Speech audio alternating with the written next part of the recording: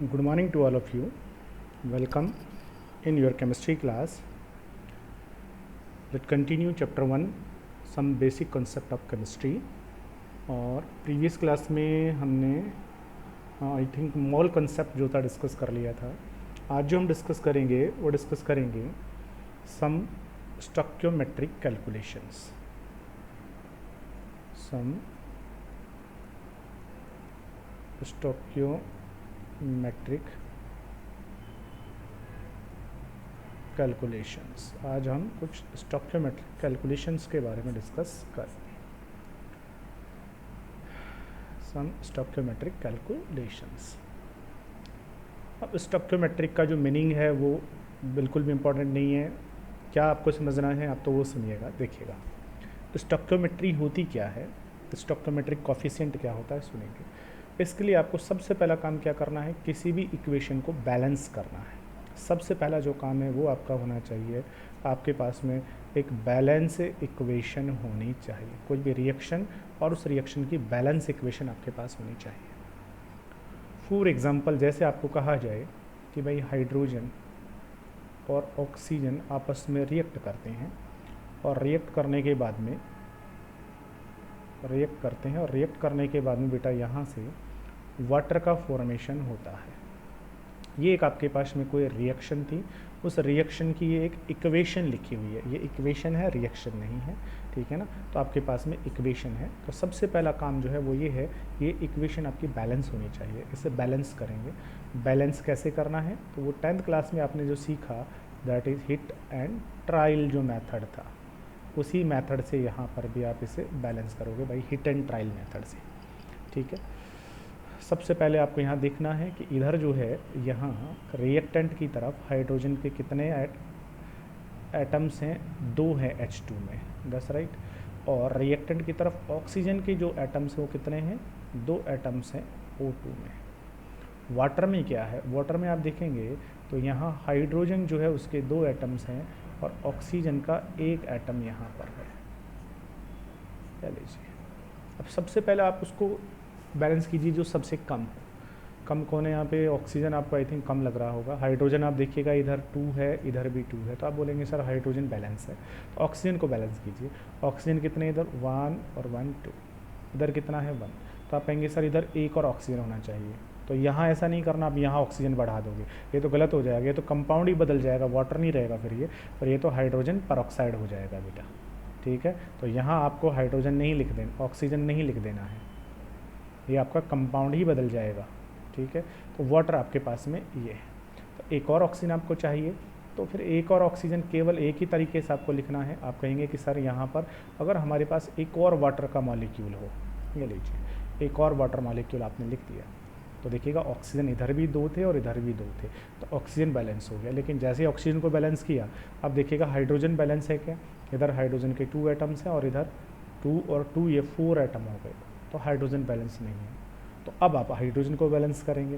तो hydrogen balance केवल कब हो सकता है, जब आप हाइड्रोजन का एक और मॉलिक्यूल ले आएँ. तो देखिएगा इधर हाइड्रोजन के 1 2 3 4 एटम्स, इधर भी 4 एटम, इधर 2 मॉलिक्यूल, इधर भी 2 एटम्स, तो बराबर हो गया. तो अब इसको कंबाइन करके लिख दीजिए.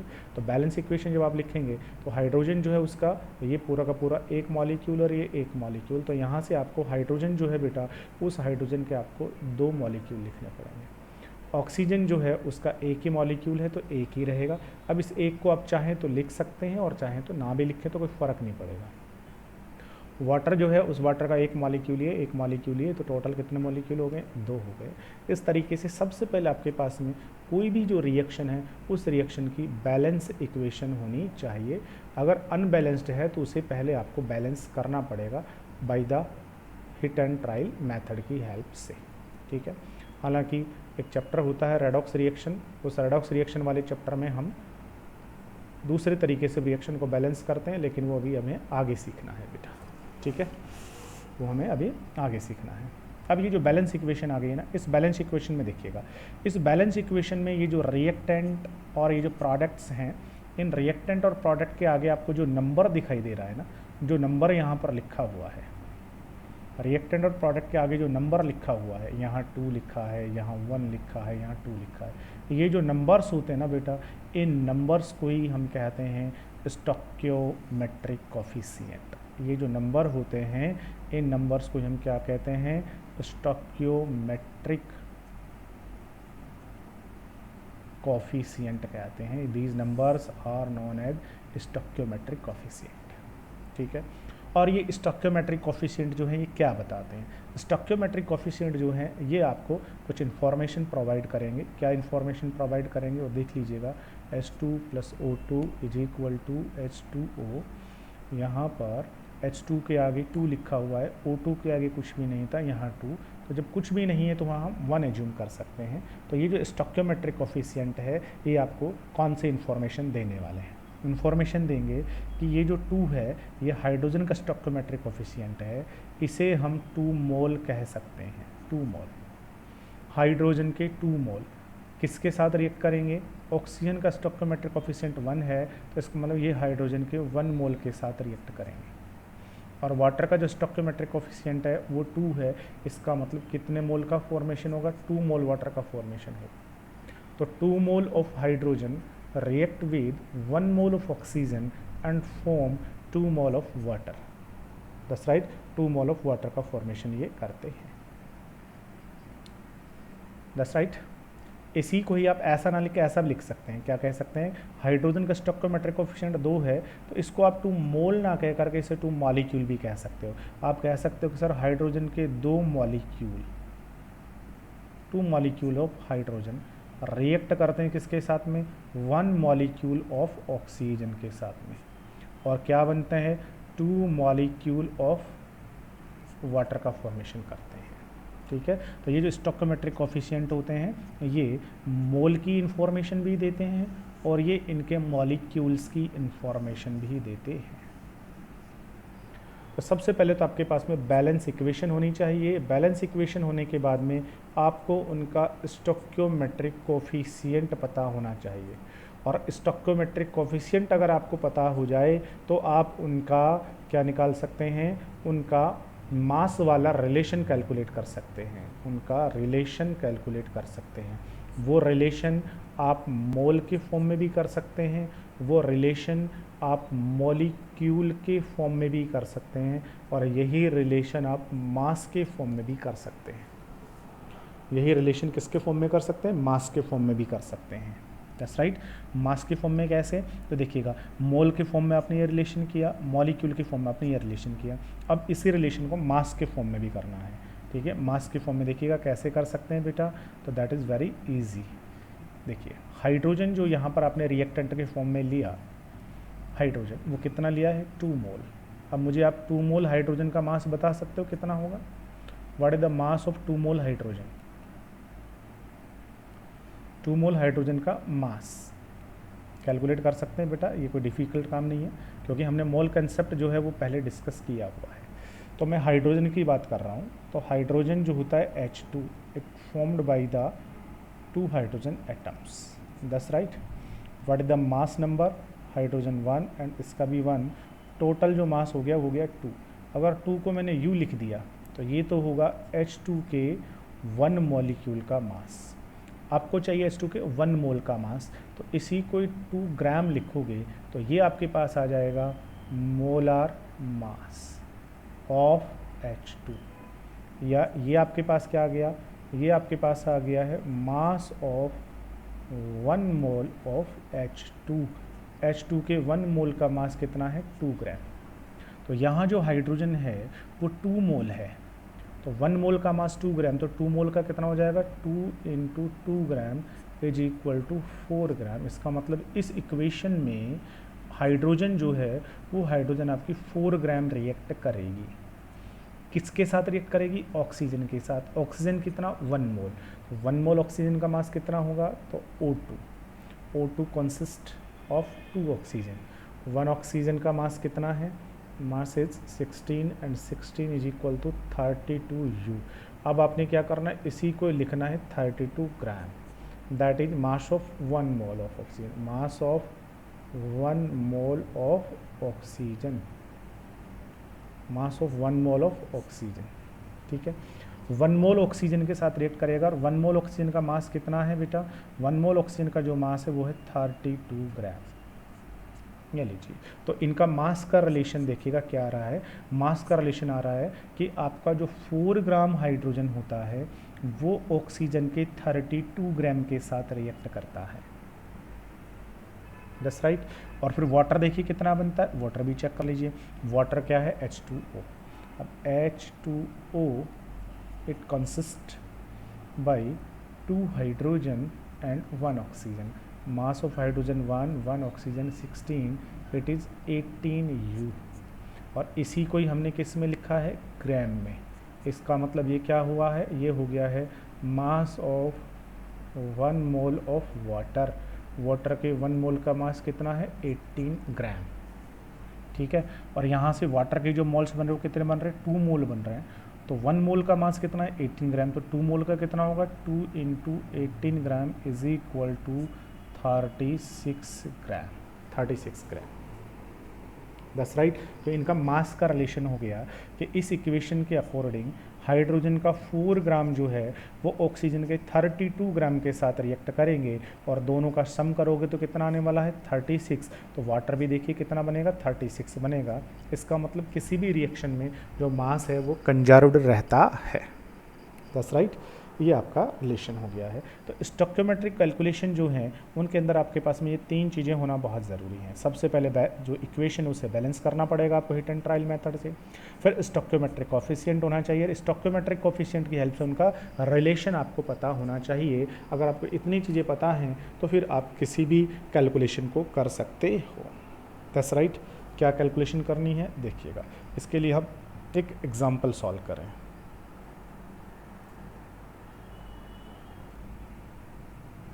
चलिए एक एग्जाम्पल आपको दिया जाए, आपको कहा जाए, क्वेश्चन है, आपको कहा जाए कि एक कंटेनर है, उस कंटेनर के अंदर आपने नाइट्रोजन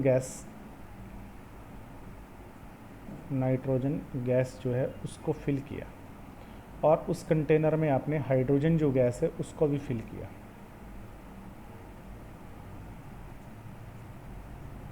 ठीक है। और इन दोनों की रिएक्शन से बन क्या रहा है, इन दोनों की रिएक्शन से यहाँ पर बन रहा है अमोनिया गैस। अमोनिया गैस जो है वो बन रही है। That's right.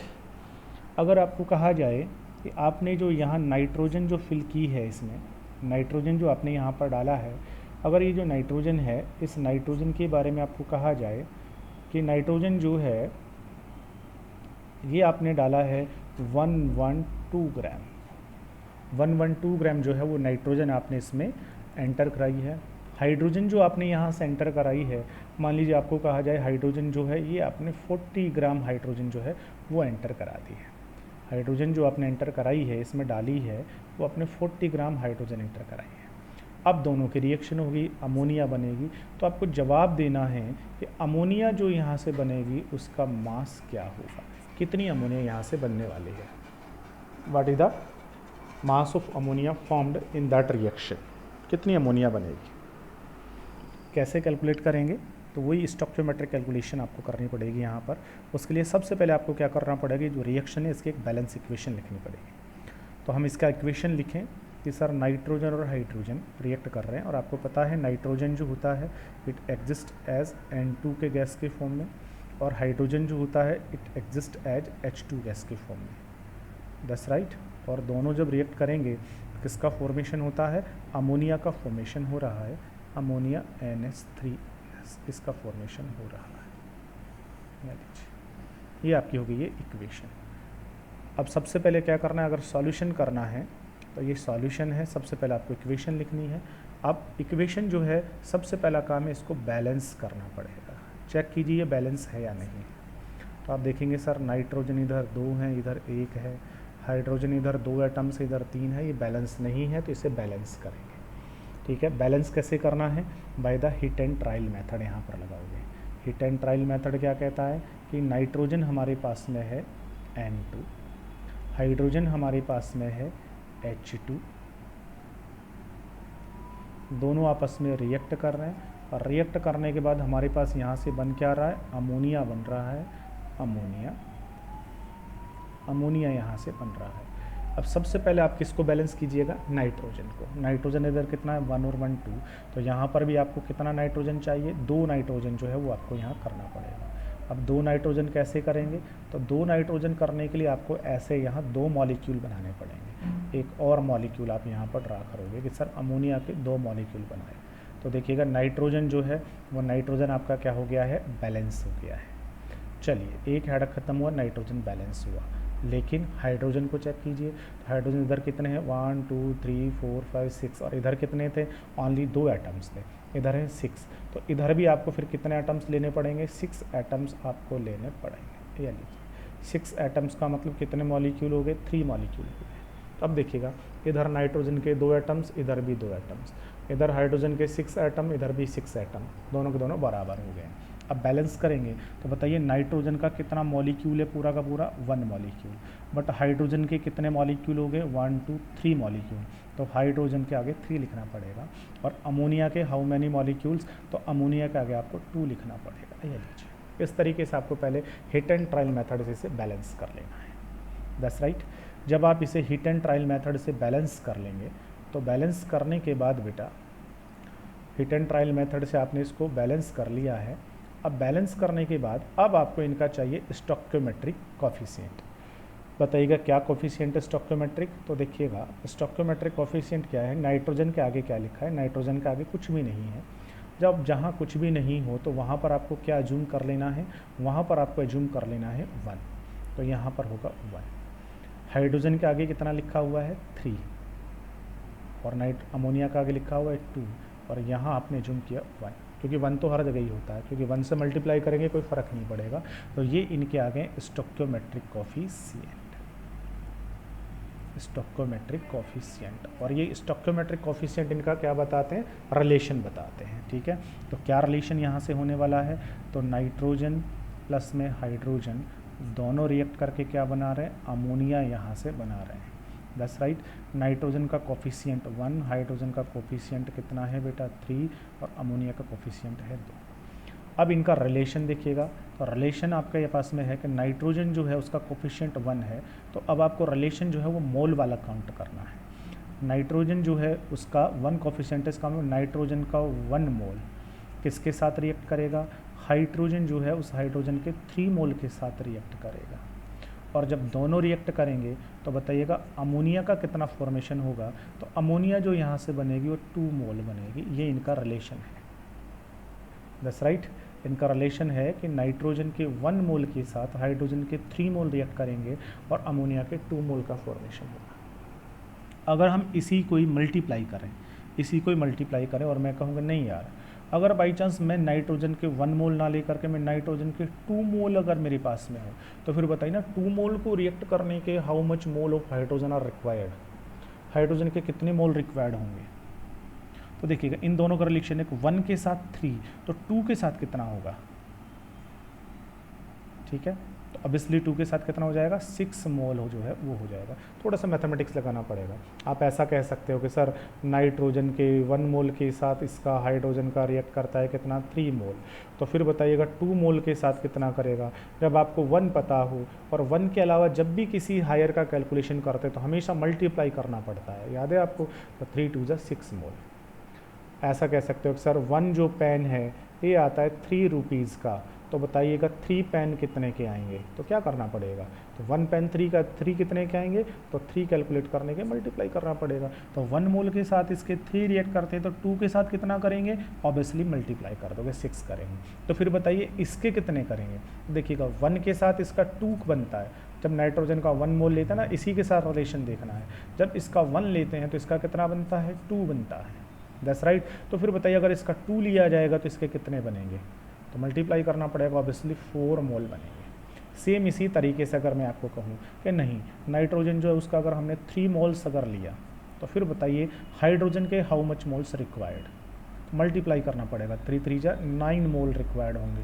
तो फिर बताइए अमोनिया के हाउ मच मोल फॉर्म्ड, तो 1 से 2 बनता है, 2 से 4 बनता है, तो 3 से कितना बनेगा, ऑब्वियसली 3 से 6 मोल का फॉर्मेशन होगा। That's right. ये इनका आ गया है क्वांटिटेटिव रिलेशन, स्टोइकियोमेट्रिक कोफिशिएंट से इनका क्या आ गया है, क्वांटिटेटिव रिलेशन आ गया है। अब देखिएगा नाइट्रोजन जो आपने यहाँ पर एंटर किया है वो कितना किया है, 112 ग्राम। नाइट्रोजन जो आपने यहाँ पर एंटर किया है वो 112 ग्राम आपने नाइट्रोजन एंटर किया है। तो बताइए अमोनिया फिर कितने ग्राम बनेगा। अब आपके पास जो रिलेशन है एक्चुअल में, ये रिलेशन मोल वाला रिलेशन है। आपके पास जो रिलेशन है वो एक्चुअल में मोल वाला रिलेशन है। अब मोल वाला रिलेशन है, बट आपको मोल ना बता करके उसका मास आपको बता दिया कि नाइट्रोजन जो यहाँ एंटर की है कंटेनर में वो इतने ग्राम है, जबकि आपको रिलेशन मोल का पता है। तो आपको क्या करना पड़ेगा, आपको ये जो मास जो आपको यहाँ से दिया हुआ है, इस मास को पहले आप किस में कन्वर्ट करेंगे, मोल्स में कन्वर्ट कीजिए, मोल्स में कन्वर्ट करें। That's right. तो क्योंकि मोल्स का रिलेशन आपको पता है, इनका ये रिलेशन होता है, तो इस मास को मोल में कन्वर्ट करो। तो पहले आपको ये जो नाइट्रोजन यहाँ पर है ना, इसके मोल कैलकुलेट करने पड़ेंगे कि यहाँ नाइट्रोजन 112 ग्राम हमने एंटर तो किया है, बट इसके मोल्स कितने होंगे, कितने मोल हमने एक्चुअल में एंटर किया है। तो आपको पहले यहाँ से इसका नंबर ऑफ मोल्स कैलकुलेट करना है। Number of moles is equal to कैसे कैलकुलेट करते हैं, तो ये हमने मोल कॉन्सेप्ट में पढ़ लिया है। Number of mole is equal to क्या होता है, जिसका भी मोल लिखना है ना उसका मास लिख दीजिए बट ग्राम में, और डिवाइड किससे कर दीजिए, उसके मोलर मास से, जो उसका मोलर मास होता है ना उससे डिवाइड कर दीजिए। ठीक है। गिवन मास इन ग्राम कितना है, number of moles of nitrogen is equal to, given mass कितना है, गिवन जो मास है आपको वो है 112 gram, given mass is 112 gram divided by molar mass. Nitrogen का मोलर मास कितना होता है, कैलकुलेट करना पड़ेगा। नाइट्रोजन में N2 है, N2 form by N and N, दो नाइट्रोजन के एटम से, वन का मास 14, दूसरे का 14 इज इक्वल टू 28। इस 28 को ग्राम में लिखो, दैट इज मोलर मास। तो 28 का डिवाइड लगा दीजिए। ठीक है। कितना आने वाला है, इज इक्वल टू 4 आने वाला है, 4 मोल। तो एक्चुअल में आपने जो 112 ग्राम जो यहाँ नाइट्रोजन एंटर कराया है, एक्चुअल में ये 4 मोल है, 4 मोल। कैसे निकाला, आपने इस गिवन मास में किसका डिवाइड लगा दिया, उसके मोलर मास का डिवाइड लगा दिया, तो मोल आ गए। तो नाइट्रोजन जो एक्चुअल में आपने यहाँ एंटर कराया है वो 4 मोल एंटर कराया। अब बताइए 4 मोल अगर एंटर आपने कराया है तो इस 4 मोल के साथ में हाइड्रोजन के कितने मोल से रिएक्ट करेंगे, हाइड्रोजन कितने करेंगे, 1 के साथ 3, 2 से 6, 3 से 9, 4 से कितना करेगा, मल्टीप्लाई करना पड़ेगा। तो हाइड्रोजन के एक्चुअल में इसके साथ में 12 मोल जो है वो रिएक्ट करेंगे। That's right. तो फिर बताइए अमोनिया के कितने मोल बनेंगे, तो अमोनिया के साथ रिलेशन क्या है, इसके 1 से 2 बनता है, 2 से 4, 3 से 6, 4 से कितना बनेगा, एक्चुअल में 8 मोल ऑफ अमोनिया बनेगी, 8 मोल। तो यहाँ से जो अमोनिया बनने वाला है ना, ये अमोनिया बेटा यहाँ से 8 मोल बनेगी, 8 मोल अमोनिया। तो आंसर हमारा क्या हो जाएगा, 8 मोल ऑफ अमोनिया। आंसर होगा हमारा 8 mole of ammonia, 8 mole of ammonia. लेकिन उसने अमोनिया का मोल नहीं पूछा, उसने अमोनिया का मास पूछा है, कितना मास बना, भाई अमोनिया कितने ग्राम बनी होगी। तो फिर क्या करना पड़ेगा, तो फिर आपको ये जो अमोनिया के मोल आ गए ना, इस मोल से अमोनिया के मास पे आना है। That's right. बताइएगा मोल से मास पे कैसे आएंगे, तो मोल से अगर मास पे आना है तो इसको मल्टीप्लाई कर देना किससे, मोलर मास से। बस मास से मोल पे जाना है तो मोलर मास का डिवाइड लगा दो, और मोल से मास पे आना है तो क्या कर दीजिएगा, मोलर मास से मल्टीप्लाई कर दीजिएगा। कैसे, वो सुनिए।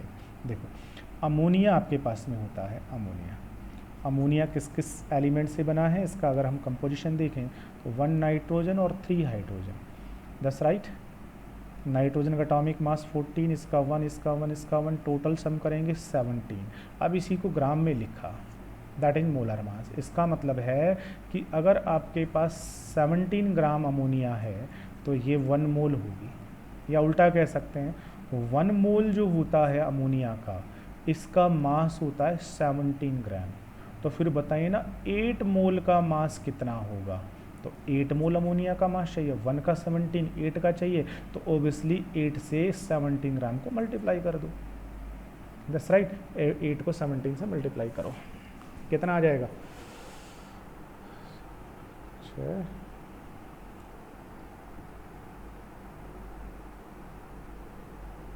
136 सॉरी 136। तो ये क्या? ये आपके पास आ गया 136 ग्राम। ठीक है, तो आपने क्या करना है, 8 मोल है ना, इस 8 मोल को मोलर मास से डिवाइड मल्टीप्लाई कर दो। मोलर मास कितना है अमोनिया का? 17 ग्राम से मल्टीप्लाई करो, कितना आ जाएगा? 136 ग्राम। तो यहाँ से जो अमोनिया का फॉर्मेशन होगा वो होगा आपका 136 ग्राम। ये लीजिए, इस तरीके का क्वेश्चन होगा। ठीक है, क्वेश्चन का पैटर्न चेंज हो सकता है, सॉल्व ऐसे ही करना है, पैटर्न चेंज हो सकता है। क्वेश्चन देखो ऐसे भी हो सकता है, उसने कहा कि यही कंटेनर है, अमोनिया का फॉर्मेशन आप करा रहे हैं, उसमें नाइट्रोजन गैस आपने कितनी एंटर कराई है? 112। हाइड्रोजन कितनी एंटर कराई है? 14 ग्राम। ले लीजिए। ठीक है, अब आपको बताना है कि अमोनिया का जब फॉर्मेशन होगा तो अमोनिया कितनी बनेगी? 136 ग्राम अमोनिया बनेगी। अच्छा, हाइड्रोजन जो है ना, ये सारी कंज्यूम हो जाएगी या कुछ बचेगी भी हाइड्रोजन? कुछ हाइड्रोजन का अमाउंट यहाँ रिमेनिंग भी रहेगा क्या? अगर रहेगा तो फिर बताओ कितना बचेगी हाइड्रोजन? क्योंकि नाइट्रोजन जो थी वो तो 112 ग्राम थी, और 112 ग्राम का मतलब 4 मोल थी। 4 मोल किस में कन्वर्ट हो गई? 8 मोल में कन्वर्ट हो गई। और हाइड्रोजन कितनी काम आएगी 4 मोल के साथ में? 12 मोल। तो एक्चुअल में जब 4 मोल ये नाइट्रोजन कंज्यूम हुई तो हाइड्रोजन यहाँ से 12 मोल कंज्यूम हो गई, कन्वर्टेड इनटू अमोनिया 12 मोल। अब मुझे बताओ 12 मोल का मास कितना होगा? तो मोल से मास पे जाना है तो मल्टीप्लाई कर दो मोलर मास से। हाइड्रोजन क्या होता है? हाइड्रोजन होता है H2। H2 का मास कितना अभी हमने कैलकुलेट किया हुआ था, कितना होता है? 1 और 1 इज इक्वल टू 2 ग्राम। तो हाइड्रोजन के 1 मोल का मास 2 ग्राम है, और कितने मोल यहाँ से कंज्यूम्ड हो गए हैं? 12। तो 12 से मल्टीप्लाई जब इसे कर दोगे तो कितना आ जाएगा? 12 2 जा 24 ग्राम। तो एक्चुअल में हाइड्रोजन 24 ग्राम कंज्यूम्ड हो जाएगी। अब देखिएगा नाइट्रोजन कितनी कंज्यूम हुई? 112। हाइड्रोजन कितनी कंज्यूम हुई? 24। दोनों का सम कीजिए, बताओ 136 ग्राम अमोनिया बनेगी कि नहीं बनेगी?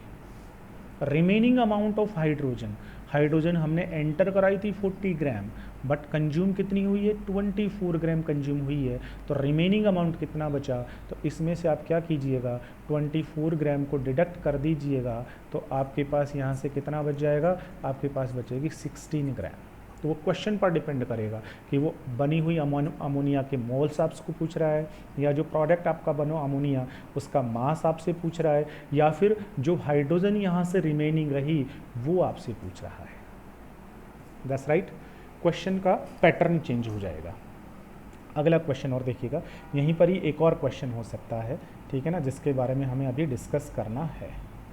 देखिए, आपने कंटेनर लिया, उस कंटेनर में आपने 2 रिएक्टेंट एंटर कराए, आपने इसमें नाइट्रोजन भी डाली, आपने इसमें हाइड्रोजन भी डाली, दोनों एंटर कराए।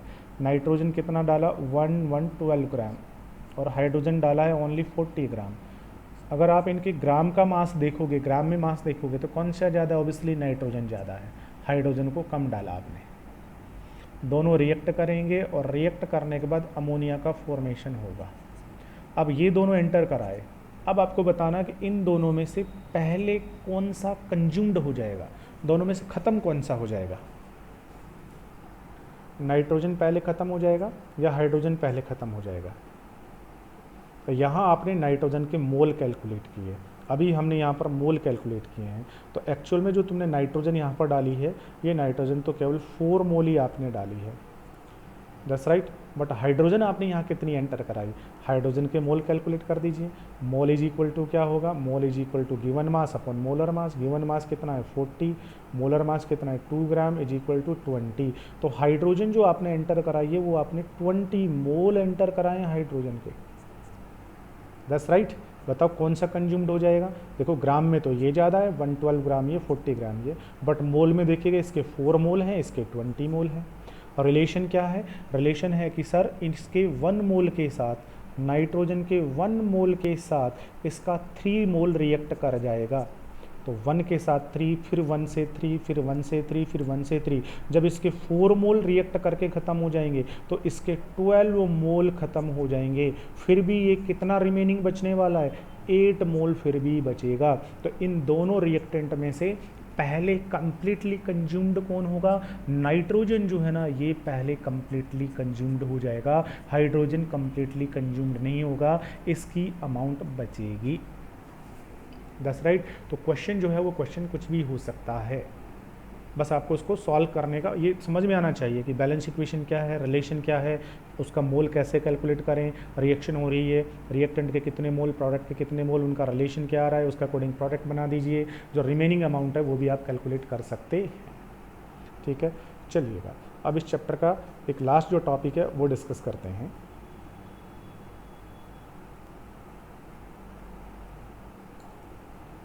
चलिए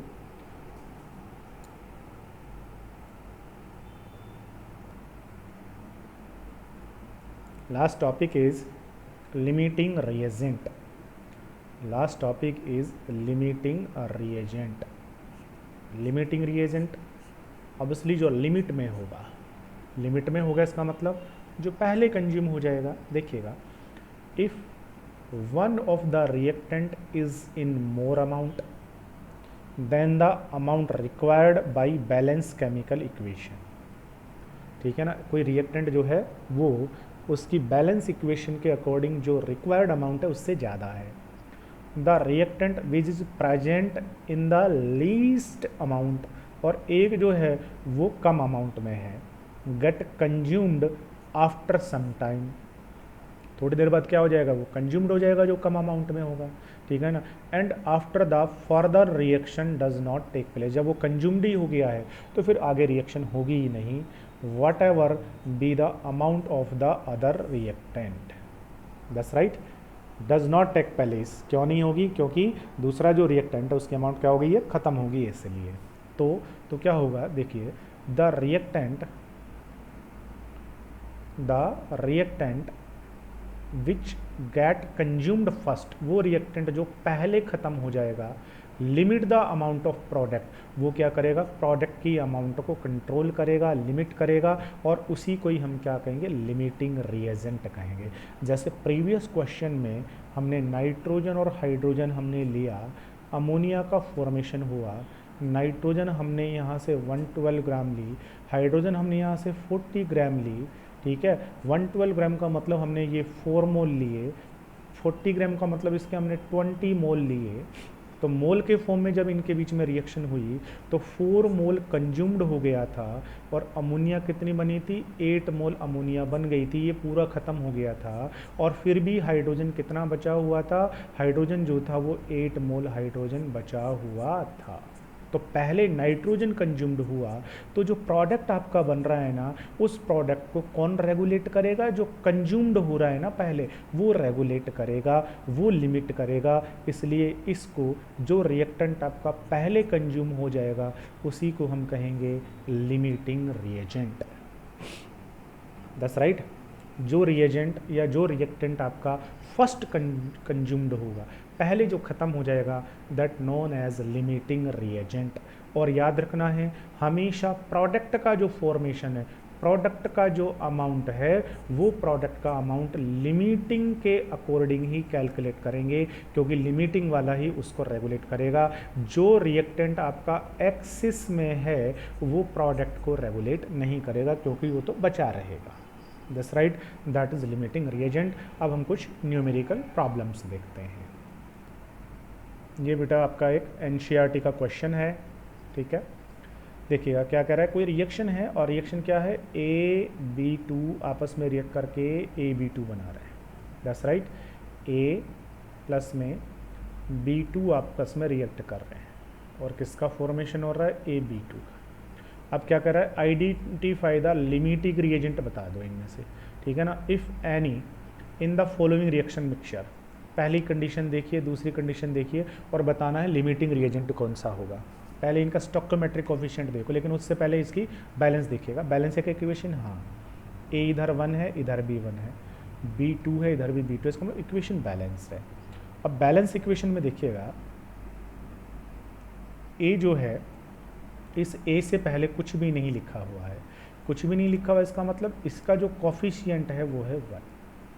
B से पहले भी कुछ नहीं लिखा हुआ है, इसका मतलब B का जो कोफिशिएंट है वो भी है 1। A यहाँ अकेला है, इसका मतलब है A यहाँ एटम के फॉर्म में है, इसका मतलब है A का 1 एटम, रिलेशन देखिए इनका 1 एटम, और B जो है वो मॉलिक्यूल के फॉर्म में है, क्योंकि आपको पता है एटम एटम जब कंबाइंड होते हैं तो मॉलिक्यूल बनाते हैं। तो B का 1 मॉलिक्यूल, B का 1 मॉलिक्यूल आपस में रिएक्ट करते हैं और AB2 का 1 मॉलिक्यूल बनाते हैं। That's right. रिलेशन देखिएगा, A का 1 एटम और B का 1 मॉलिक्यूल रिएक्ट करते हैं, AB2 का फॉर्मेशन होता है। अब पहली कंडीशन देखिए, जो आपका कंटेनर है उस कंटेनर में आपने A जो है ना, उस A के आपने यहाँ पर 300 एटम्स डाल दिए, that's right.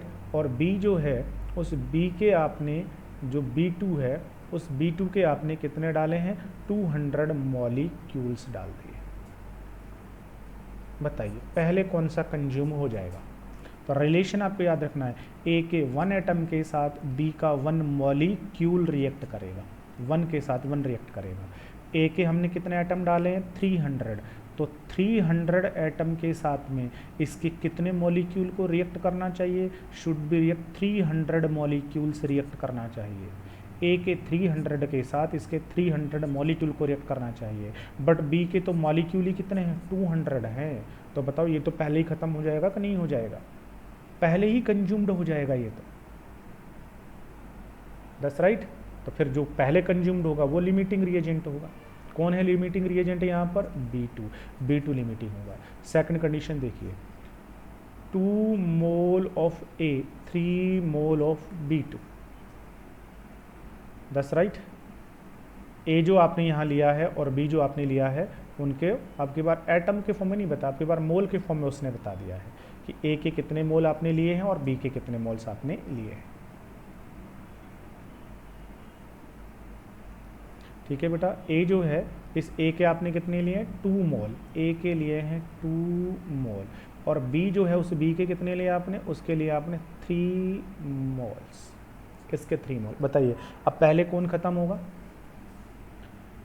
2 mole 3 mole. Relation क्या है, रिलेशन है इसका कि इसके 1 एटम के साथ में इसका 1 मॉलिक्यूल रिएक्ट करता है, ठीक है। और मैंने कहा था कि इसी को आप मोल भी कह सकते हो। रिलेशन क्या हो गया मोल में, देखिएगा इसके 1 मोल के साथ इसका 1 मोल रिएक्ट करेगा, दोनों के 1 मोल के साथ 1 मोल रिएक्ट करेंगे, ठीक है। अब बताइए इसके 2 मोल के साथ इसका कितना मोल रिएक्ट कर जाएगा, 2, लेकिन फिर भी इसका 1 मोल बचेगा कि नहीं बचेगा। तो पहले कौन कंज्यूम्ड हुआ, A, तो here A is the limiting reagent.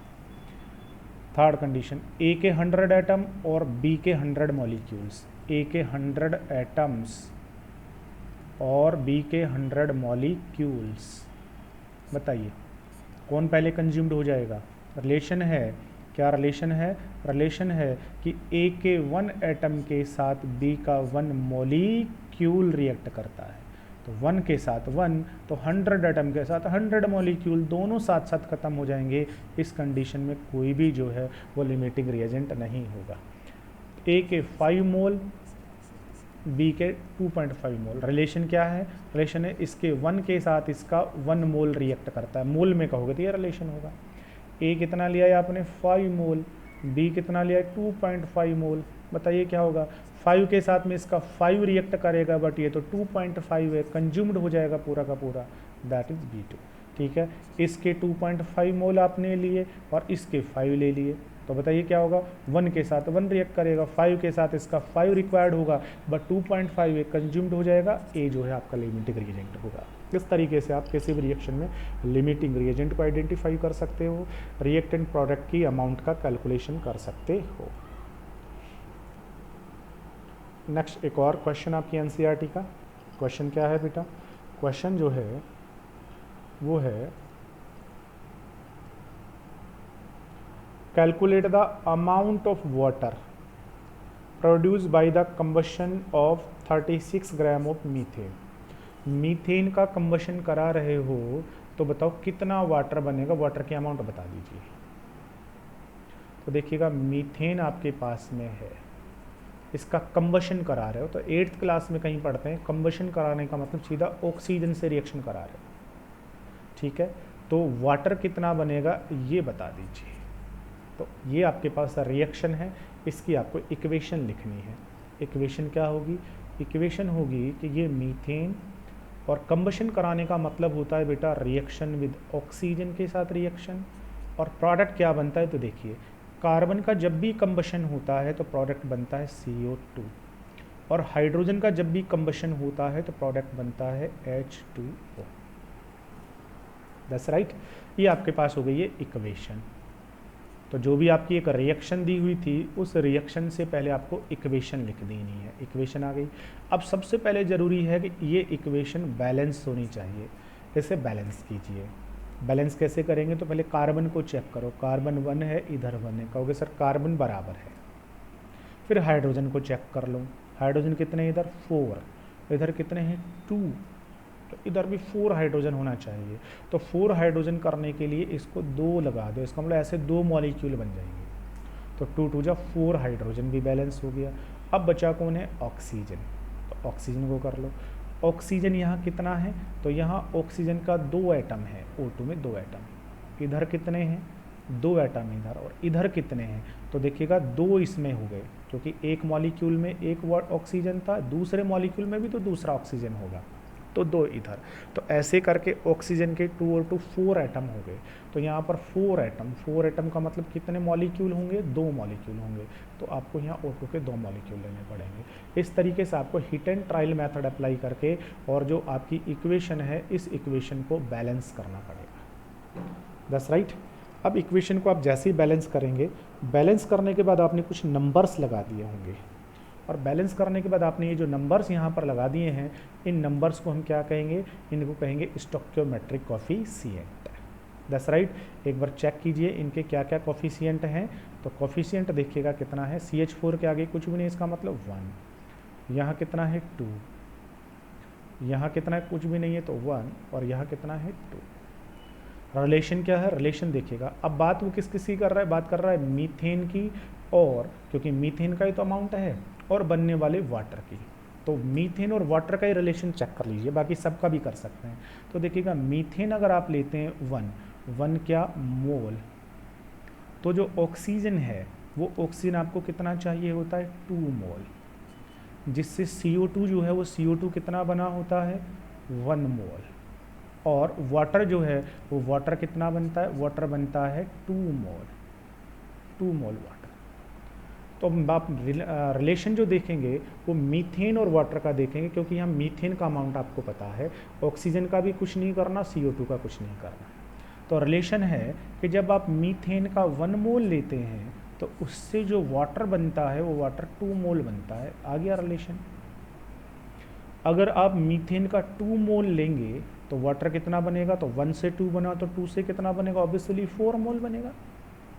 अगर मीथेन का आप हाफ मोल लेंगे तो फिर ये कितना बनेगा? हाफ का डबल, तो ये बनेगा 1 मोल। That's right. अब आपने मीथेन लिया कितना है? आपने तो मीथेन लिया है 60 ग्राम। तो फिर बताओ ये कितना बना वाटर? आपको रिलेशन मोल वाला पता है। That's right. आपको रिलेशन कौन सा पता है? मोल वाला पता है। और आपको मास चाहिए, तो पहले क्या कीजिएगा? इस मास को मोल में कन्वर्ट कर दो। और मोल में कन्वर्ट करने के लिए क्या करना पड़ेगा बेटा? मोल में कन्वर्ट करने के लिए आपको इसमें डिवाइड लगाना पड़ेगा। किसका? मोलर मास का। मोलर मास का डिवाइड लगा दो। मोलर मास किसका? मीथेन का। मीथेन का मोलर मास कैलकुलेट कर लो। CH4 में C और 4 क्या हो गए हैं? H। C का मास कितना है? 12। 1 1 1 1 इज इक्वल टू 16। ठीक है। तो 16 का क्या कर दीजिएगा? डिवाइड कर दीजिएगा। 16 का डिवाइड करेंगे इसमें तो कितना आ जाएगा? नंबर ऑफ मोल्स कैसे कैलकुलेट करते हैं? Given mass upon molar mass is equal to 1। तो आपने एक्चुअल में जो ग्राम में जो आपने मीथेन लिया हुआ है 16 ग्राम, वो एक्चुअल में 1 मोल है। That's right. तो मीथेन अगर 1 मोल लोगे और इसका कंबशन कराओगे तो वाटर कितना बनेगा? 2 मोल वाटर बनेगा। आ गया वाटर का अमाउंट। 2 मोल, लेकिन उसने मास पूछा है, मास कैलकुलेट करना है, तो मोल से अगर मास पे आना है तो मल्टीप्लाई कर दीजिए किससे, मोलर मास से। वाटर का मोलर मास कितना होता है बेटा, वाटर का मोलर मास होता है 18 ग्राम। 1 मोल का मास 18 ग्राम है, 2 मोल का कितना हो जाएगा, तो 2 into 18 gram is equal to 36 gram. तो वाटर जो बनेगा वो बनेगा 36 ग्राम H2O। ले लीजिए, इस तरीके से आप स्टोइकोमेट्रिक कैलकुलेशन कर सकते हैं। That's right. एक और एग्जाम्पल देख लीजिए, एक और एग्जाम्पल देख लीजिए। क्वेश्चन है, how many moles of methane are required. Methane के कितने मोल रिक्वायर्ड होंगे, किसके लिए भाई, 22 ग्राम CO2 बनाने के लिए। ठीक है, तो अब की बार फिर से मीथेन है, उसका कंबशन कराना है और उससे CO2 बनाना है, रिएक्शन लिखनी पड़ेगी। सीधा सीधा सा वही रिएक्शन आ जाएगी, CH4 प्लस में O2 is equal to CO2 plus में वाटर। बैलेंस नहीं है, बैलेंस करना पड़ेगा। बैलेंस करेंगे तो इसके कितने चाहिए, 2, और ये कितने बनेगा, 2। रिलेशन क्या आ गया, CH4 1 CO2 1, ये लीजिए।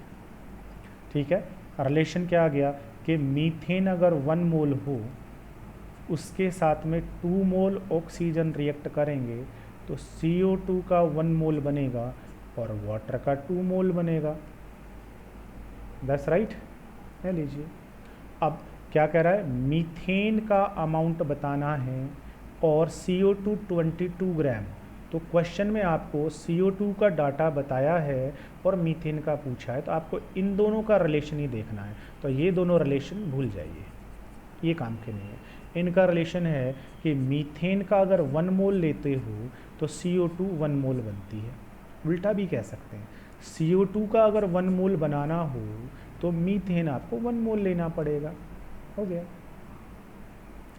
मीथेन के 1 मोल का मास कितना होता है, मीथेन के 1 मोल का मास कैलकुलेट कर लो। मीथेन के 1 मोल का मास CH4 कैलकुलेट करोगे, C12 H1 1 1 1 सम करोगे 16, इसका मतलब 16 ग्राम।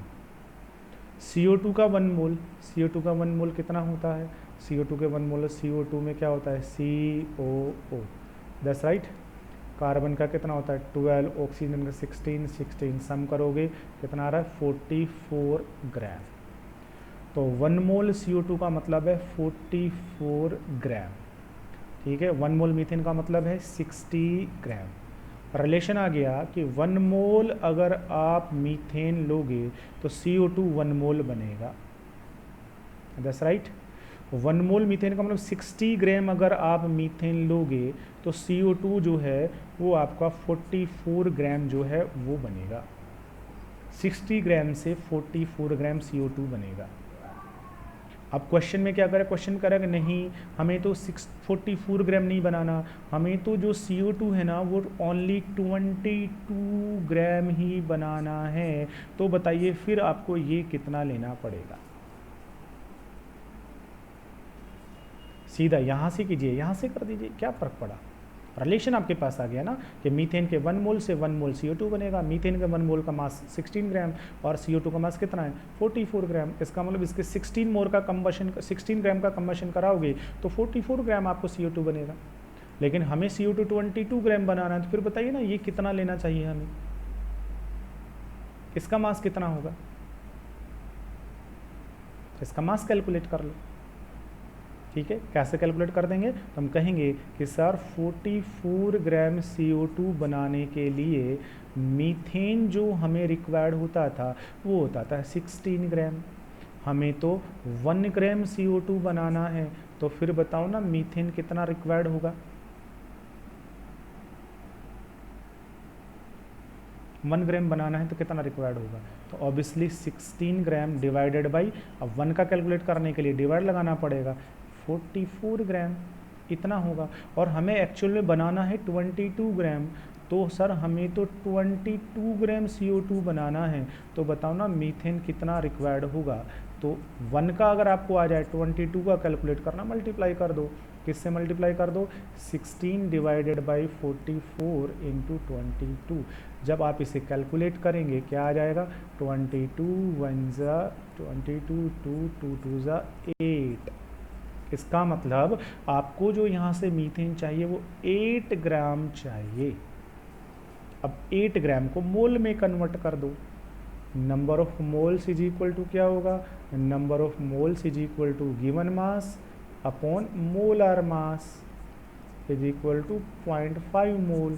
तो आपको जो मीथेन यहाँ से चाहिए वो आपको 8 ग्राम चाहिए। 8 ग्राम में आपको मोल कैलकुलेट किया तो 0.5 मोल आपका चाहिए। आप किसी भी तरीके से अंडरस्टैंड करके सॉल्व कर सकते हो। That's right, these are the stoichiometric calculations.